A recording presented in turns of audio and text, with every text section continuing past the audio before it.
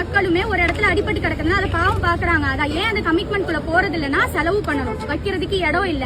இதே ஒரு கவர்மெண்ட் ஒரு ரெஸ்கியூ ஷெல்டர் வச்சிருக்குன்னா தாராளமா எல்லா மக்களும் விழிப்புணர்வோட அவங்க ஏரியால இருக்கிற டாக்ஸை பாதுகாத்து அது அடிபட்டு இருக்கா கொண்டு போய் வச்சு ஃப்ரீயாவே ட்ரீட்மெண்ட் பத்தி எல்லாமே பண்ணலாம்.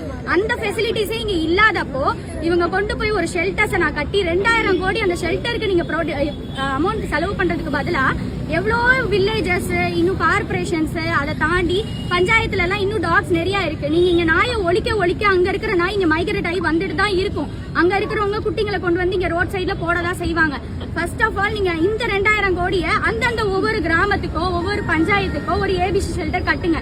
இல்லையா அங்க போய் நீங்க வந்து நடமாடும் இந்த இது மாதிரி எல்லாமே கேம்ப் மாதிரி போடுங்க. அந்த ஏரியால இருக்கிற ரெட் ட்ரஸ்டோ என்ஜிஓவோ அவங்கள வந்து நீங்க இது பண்ணி அவங்களோட ஷெல்டர்ல வைக்கிற மாதிரி நீங்க பிளான் பண்ணா அவங்களுக்கும் அந்த இடத்துல யூஸ் ஆகும், உங்களுக்கும் ஸ்பேஸ் கிடைக்கும், நாய்களும் குறைக்கும். நீங்க அதை விட்டுட்டு இங்க மட்டும் தான் நாயை குறைப்போம் கம்ப்ளைண்ட் வர கார்பரேஷனை மட்டும் தான் நாங்க போக்கஸ் பண்ணுவோம்னா அப்ப இன்னொரு சைடு நாய்கள் பெருகிக்கிட்டே தானே இருக்கு. அங்க நாய்கள் எப்படி வந்து இங்க கம்மியாகும்? அப்ப அவங்களோட மோட்டிவ் வந்து நாய்களை குறைக்கிறது இல்ல, நாய்களை ஒரேடியா கொண்டு போய் அடிக்கணும். ஒரு 10 வயசு வரைக்கும் இருக்கிற நாயை கொண்டு போய் நல்லா இருக்க நாய்ங்க நீ ஷெல்டர்ல அடிக்கிறீங்க, அது தேவையில்லை. ஒரு மனுஷனே ஒரு ஊனமுற்றவன் தெரு சைட்ல வாழ முடியாதவனை தான் கொண்டு போய் நீங்க மனநலத்தை காப்பாத்துறதுலயும் வைக்கிறீங்க.